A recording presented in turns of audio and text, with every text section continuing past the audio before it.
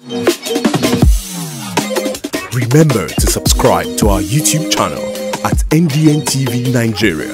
Click on the subscribe button and be the first to get notifications. Bayelsa State Governor Senator Douye Diri has called on Nigerians to reserve their votes for a presidential candidate that will restructure the Nigerian Federation and enthrone fiscal federalism as a lasting solution to the challenges of national insecurity and underdevelopment.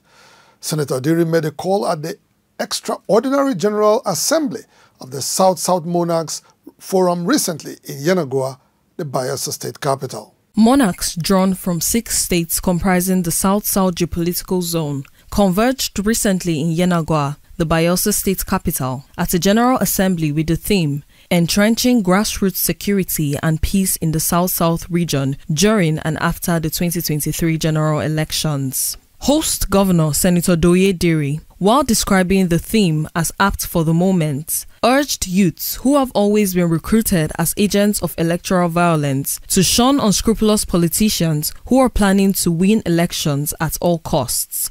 In the forthcoming elections, we must all do our best to prevent our youths from being used as the cannon fodders by politicians who mean only well to themselves, to satisfy their very desperate ambition of occupying public office. The Bayelsa state governor, who described electoral violence as part of the scramble for resources, noted that it would take a restructured federation to end political violence and insecurity in Nigeria. This region has continued to advocate and will continue to advocate on the issues of the restructuring of our federal system in Nigeria, the issues of fiscal federalism,